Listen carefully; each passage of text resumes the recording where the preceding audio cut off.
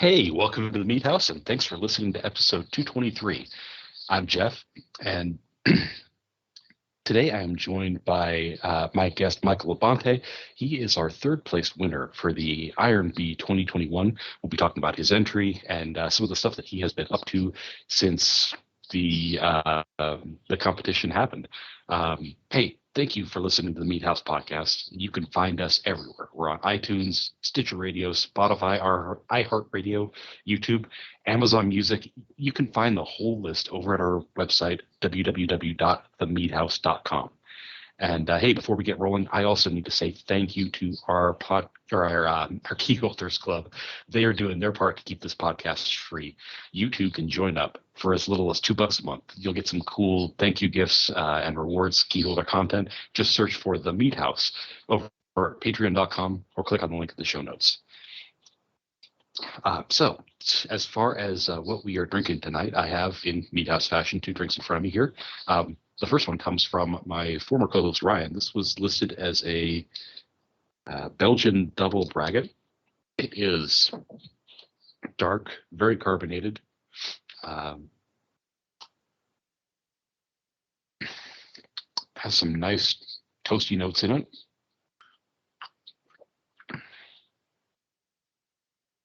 I'm not sure what kind of honey he used, but it definitely it's of the braggot part is the beer part of the braggot is definitely coming forward here.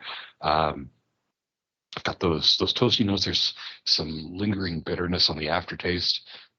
It's a nice drink. It's got a very heavy body to it too. It's pretty good.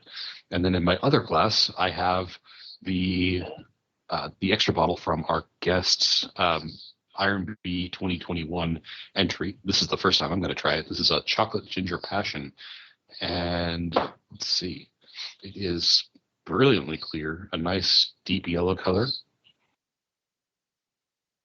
I'm getting some honey and some tropical fruit on the nose.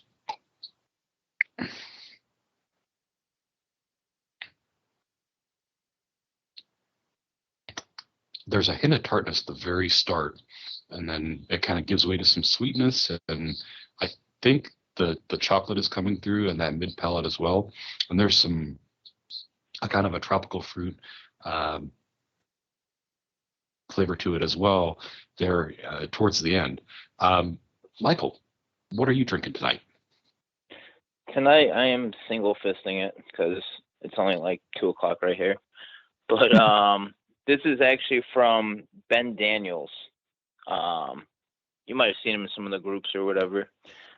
This is a Riesling, and I hope I'm pronouncing this right, but Mamani Piment.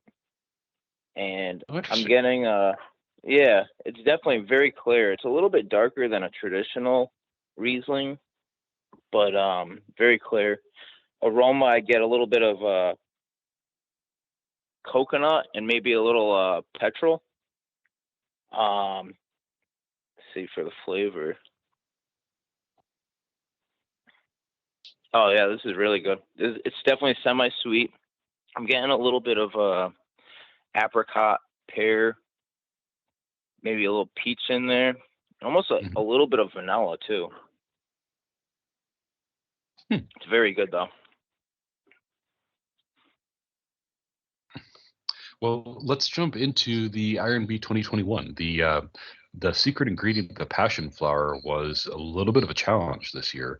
What were some of your initial thoughts when you got that secret ingredient? Well, I would say my initial thought would probably have been like, what do I do with this? But I ended up looking on Google, and it said it's mostly used for like a tea or whatever. So I made a little bit of tea out of it, and I tried it. And I kind of thought that it would go pretty well with ginger. So from there, I basically just Googled recipes that have ginger and passion flower in them, and I didn't find much. So I kept scrolling, and I ended up coming across a candy bar. I think it was like for like hotels or something, like to leave on like pillows. And I ended up just kind of rolling with that. That's where I got the idea from. So let's talk about what's in my glass here. You've got you said the the ingredient, I'm sorry, the entry name is all I have to go by on ingredients. So I'm guessing there's chocolate in here, there's ginger in here, and there's passion flower. What was your approach to making this here? Well, it's pretty much that. I mean, what I basically did was I started off with a tea. Like I only did a 1 gallon batch of it, but I did 1 gallon of the passion flower tea. I did some lahua blossom, some macadamia nut blossom, and then I did the ginger right in primary. And then when I went over to secondary, I did the toasted cocoa nibs. And I did do I always do a little bit of vanilla whenever I do chocolate, almost like baking a cake, you know. Sure, makes sense. Yeah, and I mean that's essentially it. You know, like it's kind of a matter of toying with it and playing around with it a little bit. But Now, you said you added the ginger in primary. How much ginger did you use, and like what kind of a format was it in? Was it dried? Was it fresh? well, it was just regular ginger. I chopped it up. I skinned it. I chopped it up. To be honest, I don't even remember. Like it's kind of a matter of just playing around with it and seeing what the right amount was. I'd probably say I used Okay. like a piece like the size of my thumb. All right, that's fair.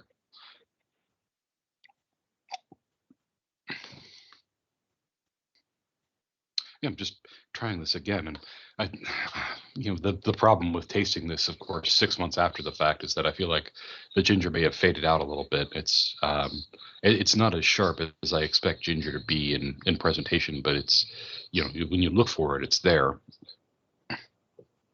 I'm surprised you were even able to get a bottle of it.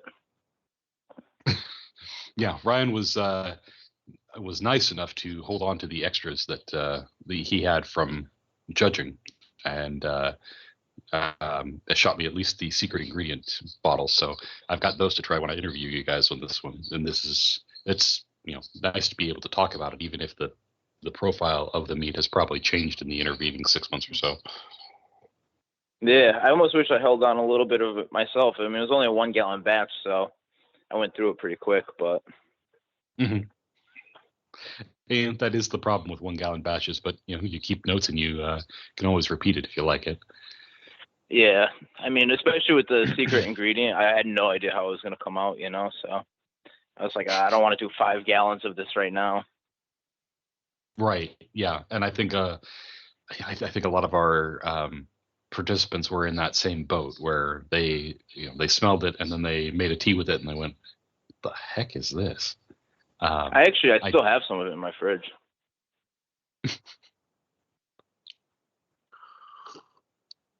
Well, I know I got a lot of flack when we first released the ingredients with people sending me comments like, "So this tastes like a barn, right? Like a hayloft." Yeah, it's very grassy. Mm-hmm. It has an earthy quality to it, a little bit of sweetness, but I think it was definitely upping the challenge game this year as opposed to years past. Not that years past were not challenging, but this was a little bit of another nudge in that direction. So, since Iron B 2021, what have you been up to? Like as far as brewing goes, kind of a lot, kind of not a lot. I've kind of really been toning it down on my experimental batches. I've been doing a lot of traditionals. I've got a couple macadamia blossom. I did a I believe it's pronounced Ule. I always have trouble with the Hawaiian names. I understand. Yeah. Yeah. Can't think. I mean, I've been doing a lot of beer lately, so my mead's been slacking a little bit. But I know I've got a raspberry cherry one with hibiscus and rose petals going right now. Yeah, just mostly bigger batches, but more classic takes. I did a Pyment recently, Pinot Grigio Pyment. Cool. Yeah. And I take it a lot of these, like the macadamia and I'm probably going to butcher this too, the Ule Blossom, those are coming from our friend Sean over at, is it Yeah. Buzz Honey? I get almost all of my honey from Sean. I get a little bit of it from, Walker or Gardner bees, but most of it does end up coming from Sean. I love those tropical flavors. His macadamia blossom is delicious. It's so rich and buttery. It's one of my favorite honeys of all time.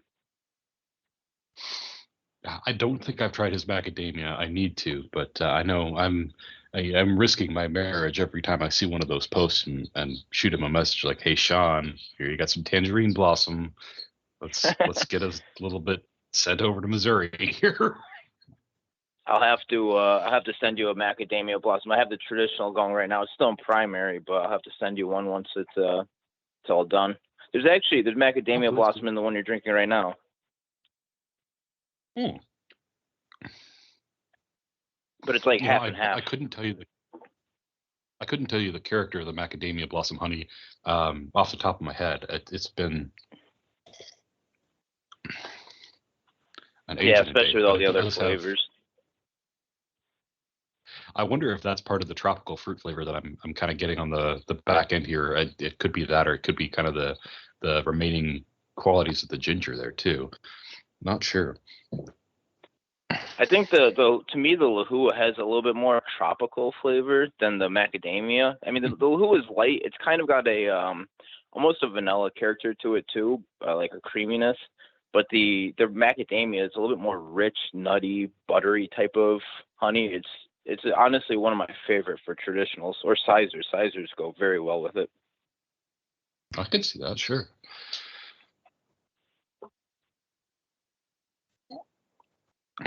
So let's talk traditionals for a little bit.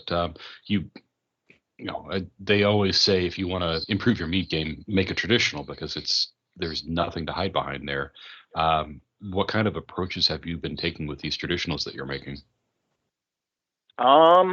Well, so I do a couple things in it. I mean, it really depends on what my goal is with the specific traditional and certain things like that. Like the one that I did with the Ulay blossom, that actually has a little bit of Eastern buckwheat in it too, and it kind of darkened it up a little bit. It gave it a more complex flavor. I feel like there was just a very very little bit of it. I add a lot of things like Opta White to certain ones. Sometimes I'll add, if I'm not planning on oaking it, I'll add some tannins in primary just to get that body and a little bit more complexity into it. Now, are you? I assume you've tried without the Opta White and you've tried with it. Are you seeing what kind of results are you seeing from that? Is it a positive, you think, or is this still kind of early phases of experimentation? I think that from the couple of them that I've done with it, I would say that it definitely improves the body a lot. It gives it more mouthfeel. I mean, they say that there's some color stability. I don't see a huge difference in that. But yeah, to be honest, like it's relatively early in the experimental stages with it, so I can't give you like a definitive answer. Sure, no, that's fine. I've been playing with like Opta White, Opti Red, and the Rouge Boost and things like that myself a little bit, but I think it's also too early to tell on my side as well, especially because with move and house renovations and stuff, where we just my brewing is not nearly as voluminous as it has been in previous. Yeah, I've been cutting down. What's your yeast selection look like for those traditionals? Are you going for like a Kvike yeast or something more traditional? Are you going more clean or trying to get some different yeast character out of it? So for a lot of my traditionals, especially if it's like my first time using a honey or something like that, I like to just use my standard go-to yeast, which is QA23. But for certain ones, I did recently, actually for the 4th of July, my parents had a party. So I did a mango blossom traditional, and I used it's called Kvike King, and it's a blend of 3 different Kvike strands.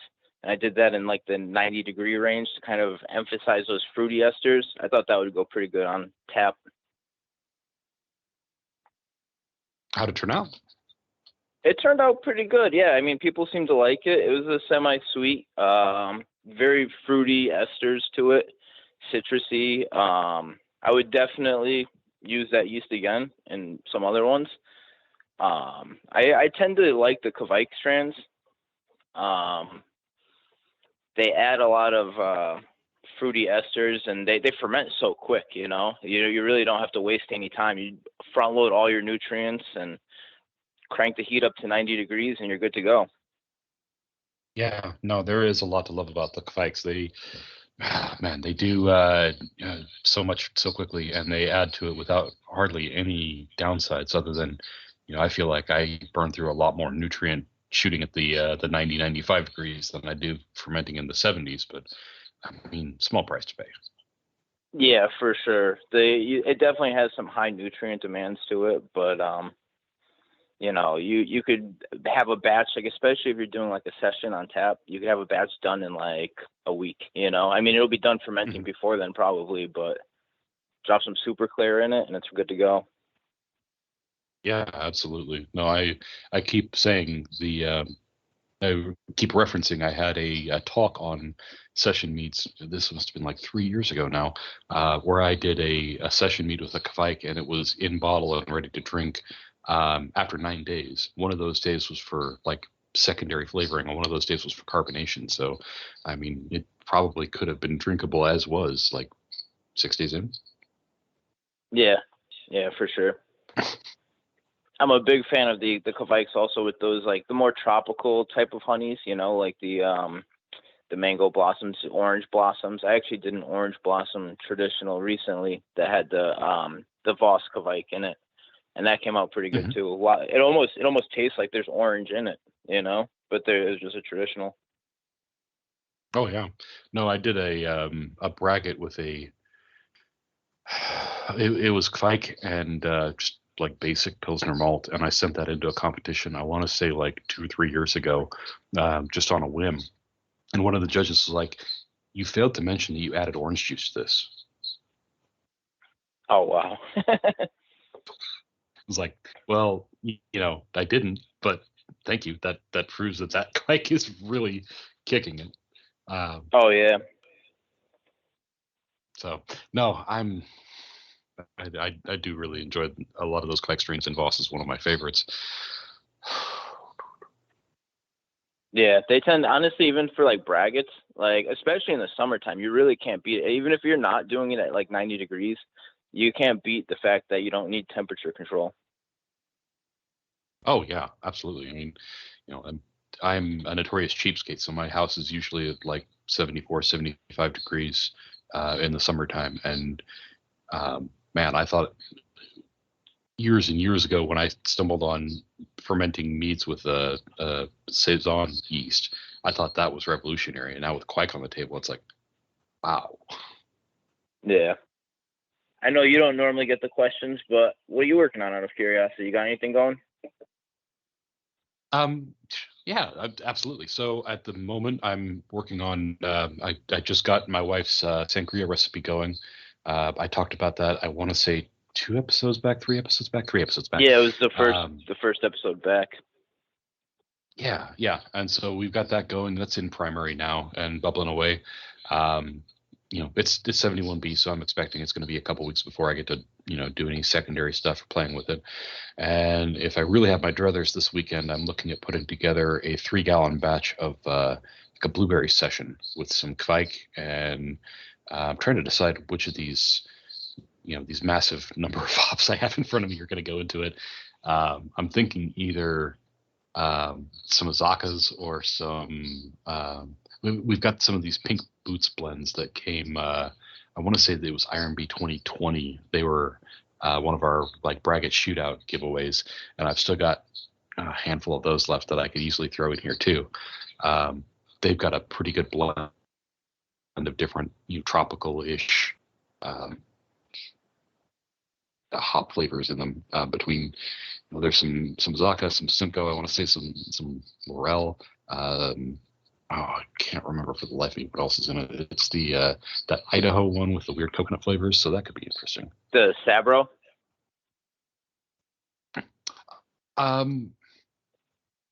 I might be thinking of a different hop. I know it's the one that it used to be an experimental hop, and they called it Idaho 7 after a while. Um, that might not be the coconut one. I know Sabro has that coconut flavor. So I might be mistaken on that front. But yeah, it's that blend is. Sorry, go ahead. Yeah, I'm a big fan of the Sabro hops. Anything like with those tropical notes, especially in like IPAs and stuff. But I even like dry hopping the certain styles of meads and stuff like that. Yeah, I think as far as summer meads go, I'm gonna get a lot of play out of just a simple like session mead with some fruit and some hops and just carbonate the hell out of it. That sounds delightful to me. So um, we'll we'll be expecting some content about that here coming up soon too. Now, when you do your fruit meads, do you like the session ones? Do you use any of the Opta-Red or anything like that? I have been using the either Opta-Red or Brief Boost. I'm debating whether I want to use like an Opta-Red or if I want to treat these because I'm using. Yeah, I got the like the bulk bag of the was it Wyman's wild Maine blueberries from Costco. I think it's like a 4 pound bag. I usually use the the freeze thaw method to break those up and get some get past the skins because otherwise the yeast has a hard time getting in there and getting into the fruit of the mead. Do you use any enzymes too, or? Well, that's one of the things I'm doodling over whether I want to get some Lalzyme in there, which I've talked to John Jacob, who was our second place winner, and we'll have that interview coming out soon, listeners. But that there were some technical issues there, so he was talking about using that for his blueberries and how ridiculously effective it was. So I'm curious about throwing some of that in there too. Yeah, for sure. I mean, the Lalzyme? It's which one is it? The Lalzyme EXV or whatever? Or? Yes, I think he was talking about using the EX and the effectiveness he was getting out of it. Yes. Okay. So I could see that being pretty good. I've heard good things about the EX, or I believe it's the EX or EXV. The EXV I think is supposed to hold on to tannins a little bit better long term.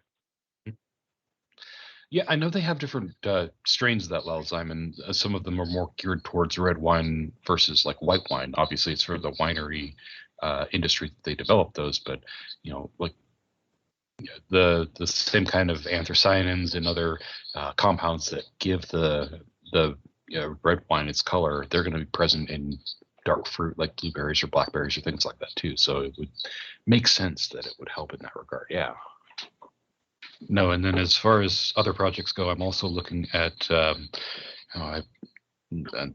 They've been sitting around for a little while here. I've got some cans from our friends over in Brewfirm. Those the malt Belgian beers. I'm looking at doing just a simple one of those. I think they come in 3 and 4 gallon varieties. Maybe doctoring those up with some honey and some additional hops and getting those on tap. Again, like I mentioned in that first episode back, I've got this the Keyser in my basement that is still in the tuning phases as far as getting carbonation right on it. So that gives me just that much more ample opportunity to play with that and kind of get it, nailed down. Are you using the same regulator for all your kegs, or? Mm-hmm. Yes, I just have I have the one regulator that it's attached to my gas can, and then that goes into a manifold that splits it between different kegs. At the moment, I'm only actually running one keg, so I've been skipping the manifold and just like basically attaching it directly to the gas can when I need it on tap, so to speak, and then topping up the gas levels when I leave it to sit. Okay. Yeah, I have a similar situation at my house. I just have one keg right now, but I literally just put actually a couple minutes before we started talking cream ale on tap. Oh, nice. Yeah, I'm pretty excited about it. It's not a braggot or anything like that, but it should be interesting. Hey, cream ale makes a great summer drink. I'm 100% behind that one. Yeah, I figured it'd be good lawnmower beer. Excuse me. I tried drinking some mead and got some down the wrong pipe there. Yeah, no, the the session meads are kind of my lawnmower braggot or lawnmower braggot.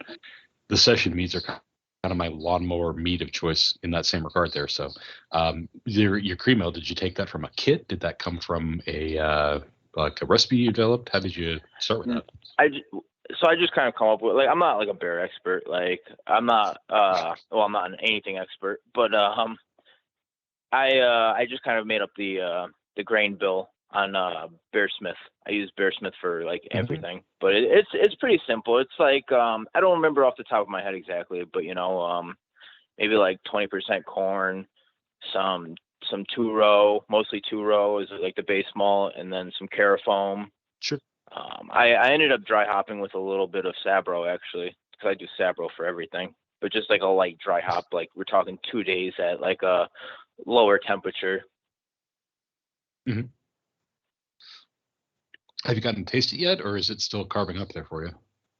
I literally just kegged it like right before we started talking, so it's not even close to carved yet. But I am, to be honest, I'm probably gonna do the cheap method of like crank it up to 25 psi and shake it and stuff like that. So hopefully it'll be ready soon. That's generally how I do it, and it's for the impatient people, It really is. I mean, you get through all that trouble, and then like, you mean I got to sit on this for another week before I can even drink it? Kidding me. Sometimes longer than that. Sometimes if I do it at sometimes I like to, if I had multiple taps, I would totally just put it at like 7 psi and just leave it for like 2 weeks or something like that. Sometimes, depending on what style it is. But but yeah, I mean, most of the time I end up just cranking up to 25 and shaking it because I only have one keg. So yeah, no. Once I have some backlog on my kegs, I might be a little bit more inclined to patience. But for the moment, yeah, I'm in that whole let's just shake the living hell out of it and get as much carbonation in there as quickly as we can, so I can actually drink this thing. Yeah, you're always curious too. You're like, how is it gonna come out? Like right now, I have no idea how it tastes. I didn't even taste it still. So yeah, and the waiting is the hardest part. It really is, especially like when you're making it and you have all these ideas as far as how it's going to taste, and then you're really just curious as to what the final result was. You would think you would think we would have more patience making mead all the time, and then like go over to beer where it takes like one week, 2 weeks to ferment, but still no patience. No, I was talking about this with a couple of friends of mine the other night that were kind of interested in homebrewing, the differences in time as far as just making and things like that, and the long and short of it that I gave them was, yeah, beer. If you're gonna make beer and you're gonna make it like, you choose the grains and things like that, that's basically an all-day affair. If you're gonna make a mead, you can probably get your brew put together in an hour, but then you could be drinking that beer in like a week or two, versus a mead, you might be sitting on that for a few months to get something you actually enjoy. And yeah, for sure. It ultimately comes down to where you want to put the patience, I think. Yeah, that's why I lean towards mead a little bit, because I could just whip it up in, honestly, even like to say an hour, like I feel like I could do it in like 20 minutes sometimes, depending on the style and stuff like that. But beer, it's like, you're dedicating, I don't want to say an all day thing, but like, 2-3 hours kind of. Yeah. Including cleanup, Oh yeah. Then you got to get the beer up to temperature. You got to do there are so many different steps in it that it does feel like it takes multiple hours. And even if you're not like actively engaged all the time, you've got to kind of have one eye on the beer while you're doing whatever else you're doing, versus, I think a mead or a, No, even a wine or a cider, you're basically just throwing the ingredients together, putting some yeast in it, and calling it good. Yep. 100%. Well, with the cider, I mean, like, it depends. Are you pressing it? If you're pressing it, it takes a little bit longer, but. This is true. Yeah, if you're not just using a pre-pressed apple juice or something like that, then you have a good deal more effort involved in getting the cider before you can throw yeast into it. I'm fortunate enough to live right next to an orchard, so I always get my apples right there. Yeah, there's a cider place that's south of town, and during that season, if I want cider stuff, they'll let you come in on I think Saturday mornings. It's been years since I've done it, and I hope they still do it. But I was like, hey, I want to get 6 gallons of fresh cider. Okay, I paid for it, and they're like, okay, go around back. I went in, and there's just a couple guys using this huge press. All the cider's dumping through it, and they've got a hose coming off the bottom that goes into their like bottling line or whatever. They're like, okay. They take the hose out of the bottling line, put it in my bucket, and in like 5 seconds, I've got an entire bucket full of cider. Oh yeah, that's great. I've actually I made friends. Go on.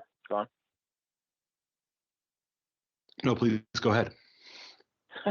Well, I was going to say I made friends with a local cider guy in Connecticut. In fact, if anybody listening is from Connecticut, shout out to Spoken Spy Cidery. But the guy Ron, he's a great guy. He's a cider wizard, and he every now and then he'll pick up some cider, and he sells it to me for a pretty good price. And there was actually one time where they did at a local brewery. Ron brought his press down to down to the brewery, and they were pressing. I guess the brewery had a bunch of apples donated to them. I'm not sure what kind of apples or what variety they were, but they were just donated to them, and they were pressing them for free. And you just fill up your bucket for free. Score, nice. Yeah, that was a great one, and it came out pretty good. I mean, like I'm a limited knowledge person when it comes to cider, but I thought it was delicious. Yeah, and if it works out like that, it works out. I mean, a cider is one of those things you can go off the deep end and get your very precise ratios of this apple and that apple and things like that, or you can take a really simple approach of, okay, here's some apple juice, here's some yeast, give it a week or two, drink. Yeah, that's usually my method, just because I don't know enough about apple varieties, but. I don't think there's any shame in that, man. There are people that take a the long approach, like your buddy there at the cider works, but anything that I've tried to make apples with, it just seems like it really, apple juice just wants to ferment. Natural yeast in the air will get into that and just go, and usually, more often than not, at least from my experience, the end result is fine. So it can definitely be a less is more kind of approach to it. Yeah, for sure. The tough thing too is that a lot of the orchards nowadays have, at least in America, have all the post prohibition apples, like the table apples or the baking apples and stuff like that. We don't really have a lot of cider apples. Yeah, you're looking for the bitter sharps or whatever the term for those is. I think that's right, but I could be wrong. Where they have a lot more of the acid and the character that's gonna like remain after that sweetness goes away, and it's just not there.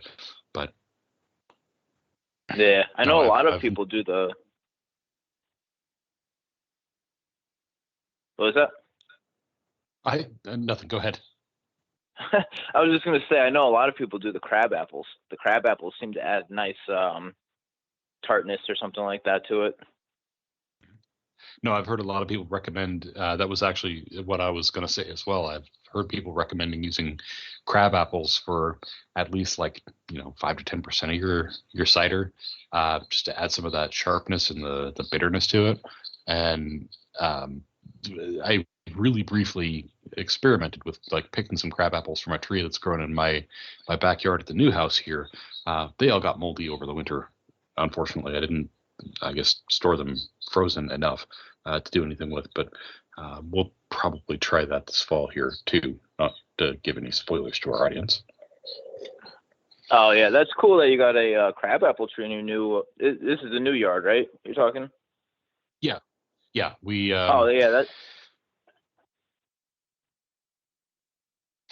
Sorry, we keep stepping over each other's lines. Yeah, we moved a little over a year ago now, and the new house has a. I gather the previous homeowner just had the crabapple tree there because it was decorative and nice, but I immediately looked at that and went, I can do something with this. Do you have a lot of other things growing in your yard? Not really. There's a couple of larger maples in the backyard, and then Rose of Sharon, which is, it's a big bee attractor at the moment because it's blooming, but nothing really fruiting. I put in some blackberry plants on one side of my house, but they're not doing so great. We'll see if they really take off. My green thumb is a little withered and brown, so certainly no Kentram in that regard. Yeah, we just bought our house like maybe like I want to say 3 years ago, maybe 2 years ago. Well, it'd probably be 3 years ago, and we get some interesting wild fruits and stuff. We get some I think they're mulberries, and we get some raspberries and some Nice. wild grapes. Yeah, so it's always interesting to do like that one. It's not like a lot, but it's enough to do at least 1 gallon batch of just the yard stuff. Throw some of the raspberries in there. Hmm. Some grapes and stuff like that. I think they're like Concord grapes or something like that. Yeah, we had a mulberry tree in our previous backyard it was growing into the fence line, so it was more of a prodigious bush than a tree. But if it was a particularly good year, I could get enough to do a gallon or two batch and put up a nice mulberry mead. So I'm trying to persuade the wife to let me put in some plums or some other like fruit trees in here, but she's kind of dead set on the fact that there are some really big pine trees in the front yard that need to be gone first before we add any more foliage to our yard. Yeah, I agree with that. I've got too many trees in my yard. I need to get rid of some of them, but I do want to get some. I like just having those like fruit trees and stuff like that. I mean, we do a relative like a medium garden, I should say, but I like being able to take those things from outside of our yard and stuff like that and incorporate them into like a meat or something like that. Absolutely. Yeah. It's nice to have something like a base ingredient that is yours and came from your area to throw into something you're making as opposed to like something you bought at the store. Feels more personal. Oh yeah.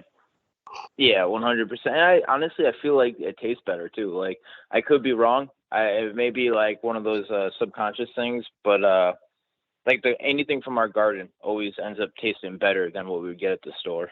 We try to keep everything like organic and stuff all the way down to the soil. So sure.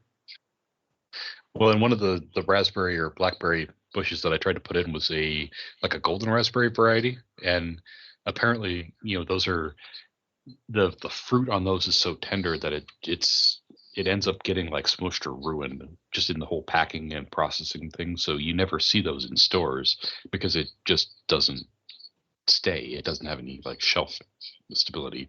So I'm really curious to play with those if I can get that plant to thrive. But that's the open question right now. I wonder what the color of that would also come out. It would probably be like a very golden hue to it, Mm-hmm.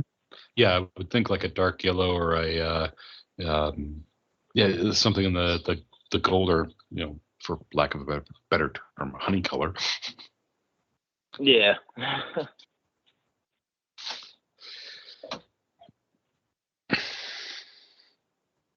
Let's see here. I have kept you for a while here, Michael. Do you have any Any parting advice for our listeners as far as, for new listeners, for people that are trying new things? Any like the big aha moments that have come with your particular journey? You know what? That's a good question. I guess I would probably say just keep learning, just keep trying to take as much as you can, and don't let your ego get in the way of learning more things, just because you made a good mead, doesn't mean that you could learn more and improve on it, if that makes any sense. Oh, absolutely. No, I recall the first time I sent something off to a competition and actually won a medal for it off the hand. I was like, oh my God, I must be the best weed maker ever. And no, I have come so far since those days that it's, you got to get out of your own head and just, focus on the process, just always making things better each step along the way. I totally agree with that one. I see a lot of it in like the Facebook groups and stuff like that. Sometimes people are just so set in their ways that they don't want to accept, new findings or new evidence, and things like that. So. Mm-hmm. No, and I remember when I was first getting started in mead, I talked to other mead makers and they're like, yeah, I got a mead up to 20% one time. It's great. So how did it taste? I don't care. It's 20% alcohol. I got drunk. Oh, yeah. Okay. Well, or the old congrats, I guess. I made a fantastic mead, but I used raisins as nutrients, or something like that, Yeah. That's I feel like that's going away slowly but surely, but I could be wrong. Well, Michael, hey, thank you for hanging out with me and chatting through this afternoon here. And hey, also thank you to our listeners that are hanging out with us today. Hope you guys got something good out of this interview. And if you want to drop me a line, you know how to find us. You can find us on the Facebook page, on our subreddit, or at info@themeadhouse.com. Until next time, guys, have a good evening, and we'll see you next time. Bye.